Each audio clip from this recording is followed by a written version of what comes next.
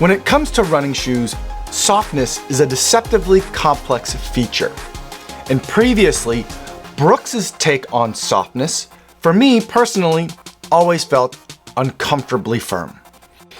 But this is the new Glycerin Max. With its new foam and bold design, will this be the Max Cushion Brooks that I've always been wanting?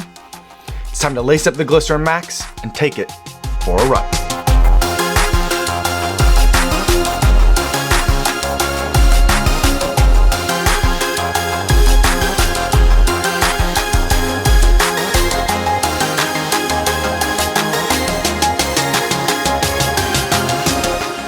Yo, what's going on? My name is Kofuzi and I'm a non-elite runner who reviews running shoes here on YouTube. And today I want to talk to you guys all about the all-new Brooks Glycerin Max. But before I give you my thoughts on this shoe, I do want to go over some disclosures. This is a pair of shoes that Fleet Feet sent to me for the purpose of review, so I did not have to pay for these shoes. However, nobody's paying me to make this video or to include their shoe in this video, and no one's going to get a chance to preview any of my footage or my thoughts before you guys get a chance to see this video on YouTube. So with that disclosure out of the way, let's talk about the Brooks Glycerin Max, and let's start with the specs. This is a tall shoe, 45 millimeters of total stack height in the heel with a 6 millimeter drop, giving you 39 millimeters of stack height in the forefoot. And the main story for this shoe, at least for me, is that they're using an all new foam in this shoe. Brooks calls this foam DNA tuned. It's a nitro based foam, which means they're using nitrogen gas as part of the manufacturing process.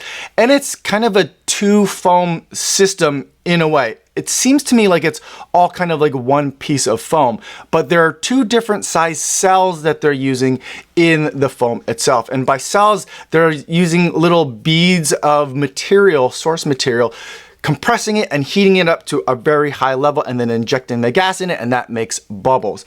And then they're using larger cells or larger bubbles in the heel of the shoe and then smaller bubbles in the forefoot. And Brooks tells me that the reason for that is that the larger cell foam gives them more cushiness, more softness, and then the smaller cell foam is more tightly compressed and packed together. And so that's going to give you a little bit more sense of bounce. And I think there's two main things that are notable about this. One is that I'm excited whenever Brooks experiments with new foams. They're notoriously a little bit reluctant or conservative when it comes to experimenting with their shoes, especially for a storied line from Brooks like the Glycerin. And that's why I think there's this Glycerin Max, which is an offshoot that lets them play around a little bit more.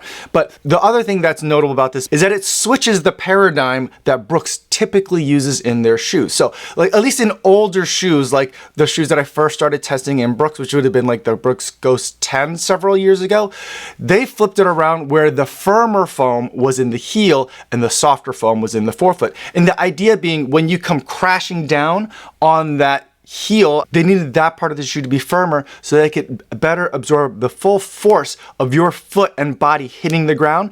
And then inevitably, because of that 12 millimeter drop, when your foot slapped down, you needed to have a soft material to absorb the impact from that heel to toe slapping that a 12 millimeter drop can create for some people like it did for me. Now it's reversed where the softer foam is in the heel, so you have a softer landing if you are a heel striker, and then as you're rolling forward, you're bouncing and pushing off of a more responsive foam, and that whole motion is aided by what Brooks calls its glide, roll, rocker geometry. In other words, the front of the shoe is carved a little bit so that way it helps you roll forward, and this large stack height is a little bit easier for your foot to manage. Now, to protect all this foam, Brooks has put a bunch of rubber on the outsole. It's not full coverage rubber outsole, so we're not looking at some of those old Brooks Ghost 10s. There is some exposed foam in here to help shed weight and make it easier for this foam to bend and squish.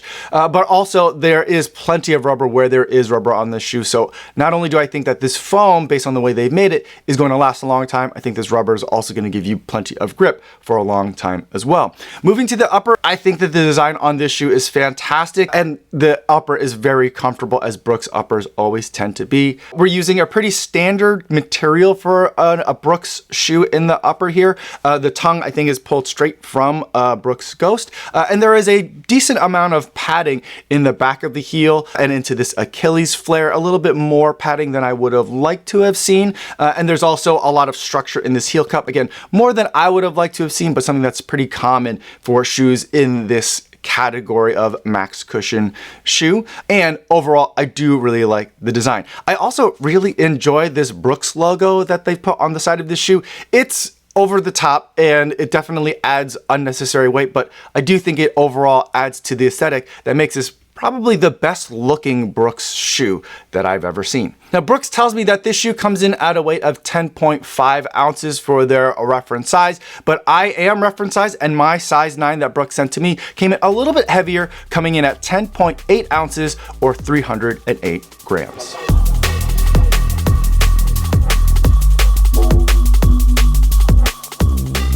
Now that we've talked about what the shoe is like on paper, let's talk about what it's like on foot.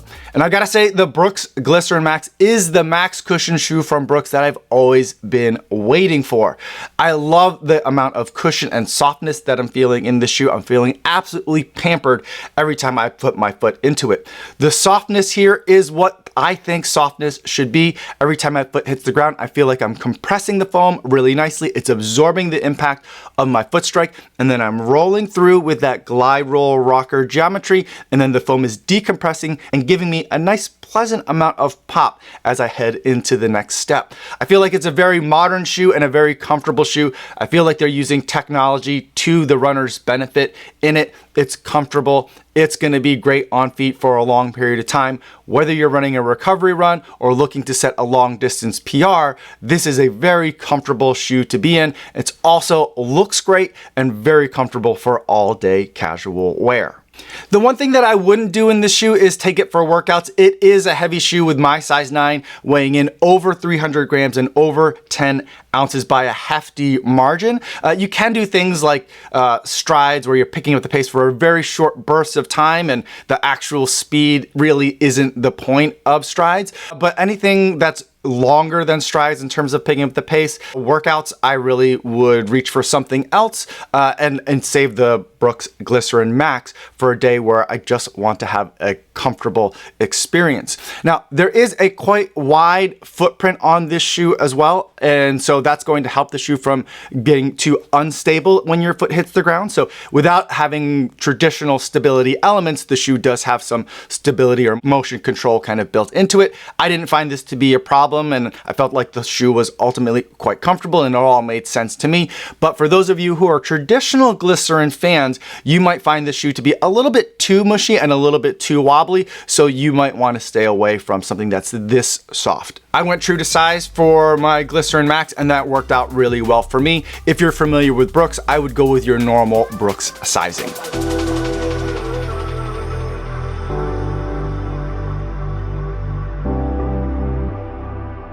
Now, before we wrap up this video, let's take a step back and look at the Brooks lineup a little bit more generally to see where the Glycerin Max fits in. And right now with Brooks, they have pretty much an entire lineup of Max shoes. So let's try and make a lineup using that. With the Daily Trainer, we have the Ghost Max, which is the Ghost that I've always wished that Brooks would make. And so that's going to be the kind of centerpiece of a Brooks lineup if you like the Max shoes.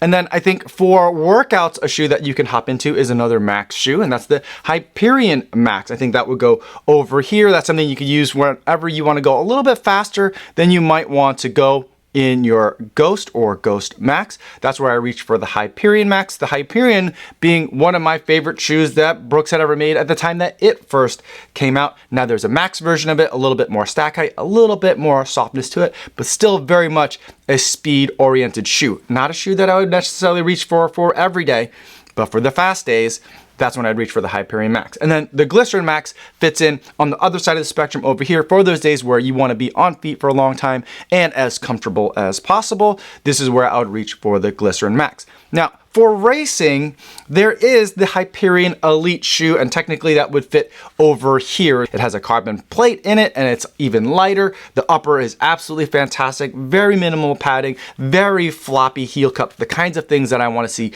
when I want to go fast.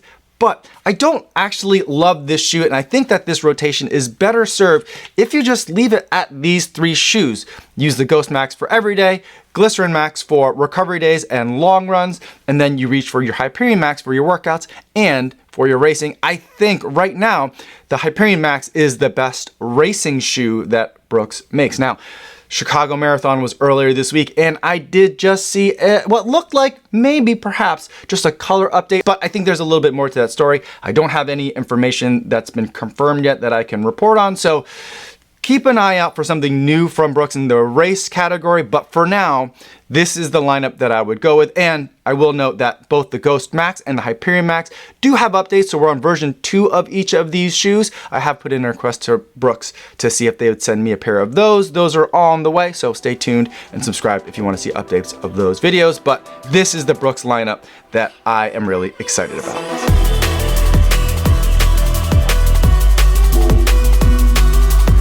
Now let's wrap up the video by talking about the buying guide, and then we'll also go into some alternatives that you're going to want to consider if you're interested in the Glycerin Max.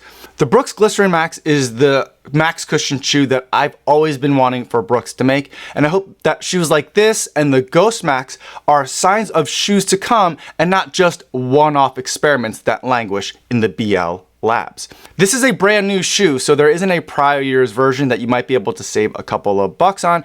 And I also think that this shoe is substantially different than the existing Glycerin series, so I don't really feel like these are meaningful substitutes. So if you want to get your foot into the newness from Brooks, you're going to be looking at $200. I think that price is a little bit high. I wish it were lower than that, but let's take a look at some of the competition to see where that $200 stacks up.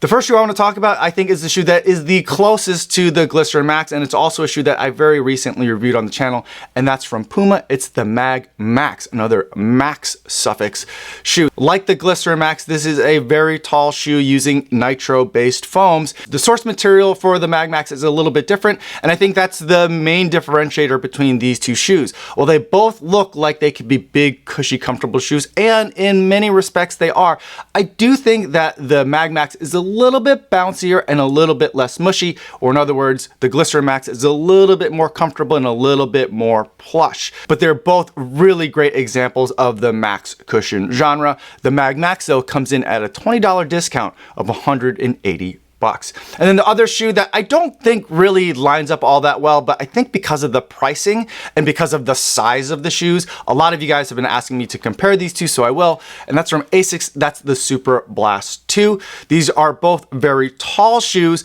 that look like they're going to be all day low and slow cruisers, but I actually use these two shoes quite differently. The Glycerin Max is an excellent example of max cushion shoe where I don't care about pace, but I'm trying to log time on feet and get those miles in the most comfortable way possible. The Superblast 2 can be used that way, and it's pretty good for that, but at $200, I think that's overkill for that task.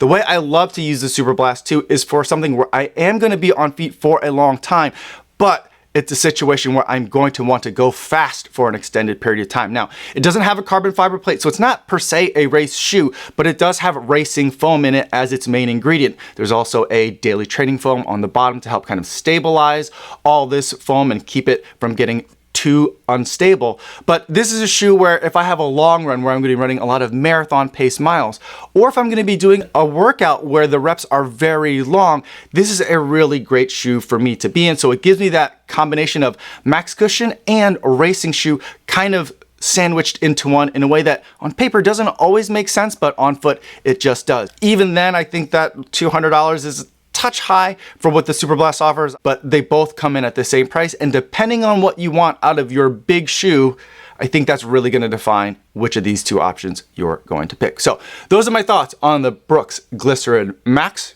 Great job, Brooks. I really love this one. Let's see more just like it. If you have any questions about this shoe or any of the shoes that I talked about today, feel free to put them in the comments down below, or better yet, stop by the live stream that I do Mondays and Thursdays over on the Kofuzi Run Club channel. I'd love to talk to you guys over there in the chat. That's all I have for today, everybody. Thanks so much for making it all the way to the end of this video. Hopefully you guys are staying safe out there on your runs, and I will see you in the next one. Yo, what's going on?